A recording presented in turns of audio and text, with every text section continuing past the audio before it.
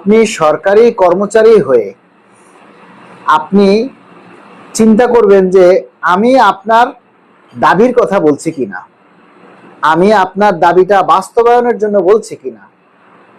সেটা যদি না হয় তাহলে আপনি আমাকে বাজে ভাষায় কথা কেন বলেন? আজকে দেখলাম যে আমি ডেইলি ক্যাম্পাসে যখন টক শো করতেছি, লাইভ করতেছি, সেখানেও দেখছি কিছু মানুষ বলে যে ভিউ ব্যবসা চলছে, এটা সেটা। আমার মনে হয় এদের যথেষ্ট পারিবারিক শিক্ষার অভাব আছে। নৈতিক শিক্ষা এবং পারিবারিক শিক্ষা আর পুঁথিগত শিক্ষা এক না। পুঁথিগত শিক্ষা হলো যারা বই পুস্তকের মধ্যে যে শিক্ষাটা পাওয়া যায় সেটা হলো পুঁথিগত শিক্ষা, মানে বই পড়ে শিক্ষা। আর পারিবারিক শিক্ষা হচ্ছে সেখানে আপনার সামাজিকতা শেখাবে, নৈতিকতা শেখাবে। যার মধ্যে পারিবারিক শিক্ষা নেই তার মধ্যে পুঁথিগত শিক্ষার কোনো প্রভাব পড়ে না, পুঁথিগত শিক্ষা তার জন্য কোনো কাজেই আসে না। এজন্য আমরা এই যে এত কষ্ট করতেছি আপনাদের জন্য, প্রতিনিয়ত দাবি করতেছি, আপনি শুধু আমাকে একটা জিনিস বলেন যে এই যে আমাদের সংগঠন, আমাদের তো অনেক সংগঠন আছে, সবচেয়ে যে সংগঠনটা আলোচিত সংগঠন দাবি আদায় ঐক্য পরিষদ। দাবি আদায় ঐক্য পরিষদের যারা নেতা আছে এর মধ্যে এই যে মনে করেন মাহমুদুল হাসান আছে, খায়ের আহমেদ আছে, ওয়ারেস ভাই আছে, আরো অনেক নেতা আছে যারা একেবারেই জাদরেল নেতা। তাদের কি কখনো দেখেছেন এই যে লাইভ করে আপনাদের দাবির কথা বলতে? কিংবা আমাদের এই যে 11-20-এর মাহমুদ ভাই, ওনারা এমনি কোনো কথা বলে না, হুট করে একটা পোস্ট করে, যে পোস্টে তারা যে ইঙ্গিত করে সেগুলি আমরা বুঝি যে আপনি কারে ইঙ্গিত করলেন বা কি করলেন। কিন্তু তাদেরকে কি দেখেছেন যে এই পে স্কেলের দাবি নিয়ে একটা প্রতিবাদ করতে বা একটা বক্তব্য দিতে? শুনেছেন, দেখেছেন আপনারা? কেউ তো দেখেননি। এই যে নিউজ পেপারে বলে বেড়াচ্ছে 15-20-25-50% হবে, এইটা হবে, ওইটা হবে। কই আপনারা কি কখনো দেখেছেন সে একটা প্রতিবাদ করতে, সে একটা মানে পে স্কেলের দাবি নিয়ে একটা কথা বলতে দাঁড়ে? আপনারা দেখেছেন? দেখেননি। এই যে আমরা একমাত্র বাংলাদেশ সরকারি কর্মকর্তা কর্মচারী কল্যাণ সমিতি এখন বর্তমানে আমরা মাঠে আছি। আমরা কিন্তু এই যে বিভিন্ন জায়গায়, বিভিন্ন জেলা উপজেলায় আমরা প্রোগ্রাম করছি, ঠিক আছে?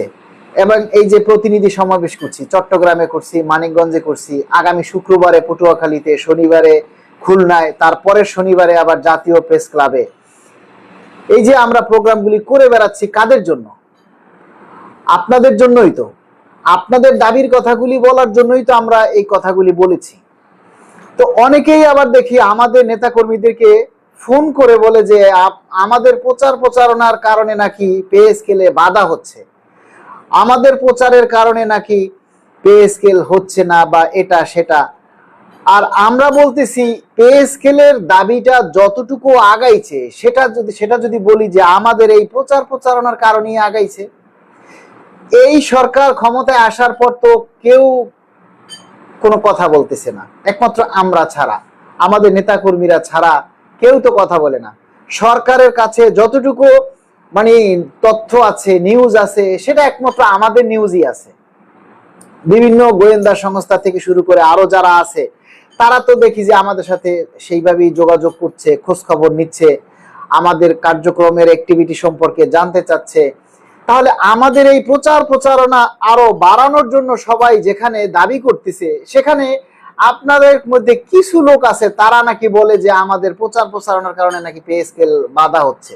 তাহলে আপনারা বলে দিন যে প্রচারণায় যদি বাধা হয় তাহলে আমরাও বন্ধ করে দেই। অনেকেই বলে পে স্কেল এমনিই হবে, সরকার যখন দিবে এমনিই দিবে। আমি তাদেরকে বলতে চাই, তো এমনি যদি পে স্কেল দেয় তাহলে এই 11 বছরে কেন দিল না? এই 11 বছরে পে স্কেল কেন দিল না বলেন?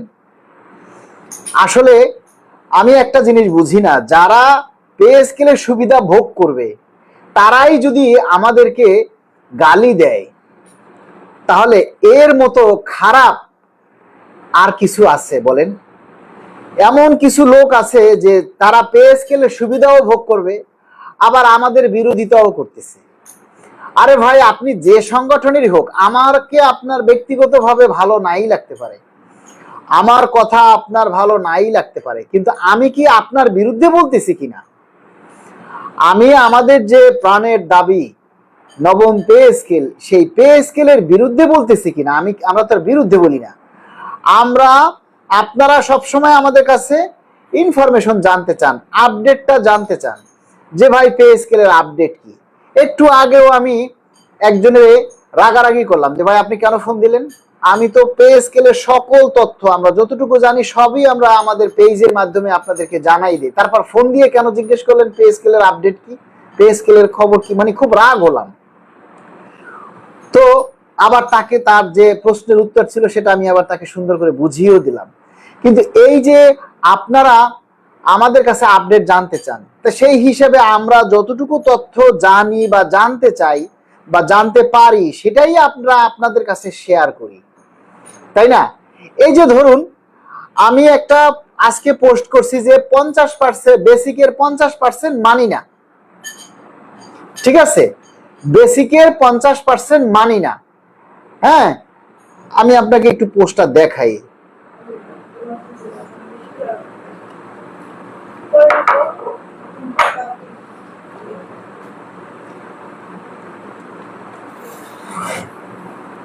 আমি এখানে আজকে পোস্টটা দিয়েছি যে বেসিকের 50% মানি না, মানা যায় না, 11 বছর পর এসব তাল বাহানা চলবে না। আসলে আমরাই সচেতন নই, তা না হলে এই দাবিটাতে এখন এই মুহূর্তে তো ঝড় ওঠা উচিত যে আমরা বেসিকের 50% মানি না। এই কথাটার উপরে তো হাজার হাজার মানুষের রিয়াকশন দেওয়া উচিত, তাই না? তো এইখানে আমাকে একজনে কমেন্ট করছে যে আপনি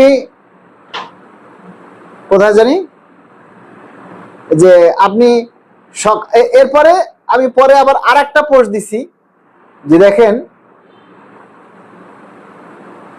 আমরা আরেকটা পোস্ট দিছি যে জিনিসগুলি বুঝতে হবে।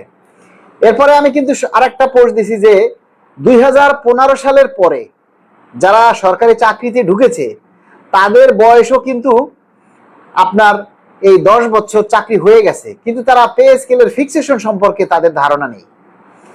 আমি এখানে আরেকটা পোস্ট দিছি, সেখানে লিখছি পে স্কেল সরকার 2 ধাপে দেখ, কিন্তু এর সকল সুবিধা, সকল আর্থিক সুবিধা পে স্কেল যেদিন কার্যকর করবে সেই তারিখ থেকেই দিতে হবে।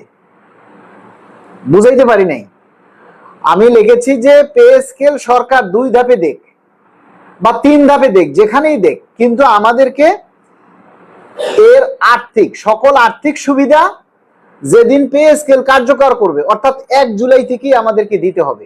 বিষয়টা হলো, আপনাকে মনে করেন এখন বেসিক দিল আর আপনাকে হাউস অ্যালাউন্স অন্যান্য ভাতা দিল পরের বছর থেকে, তাহলে আপনি 1 বছর ভাতা কম পাইলেন না?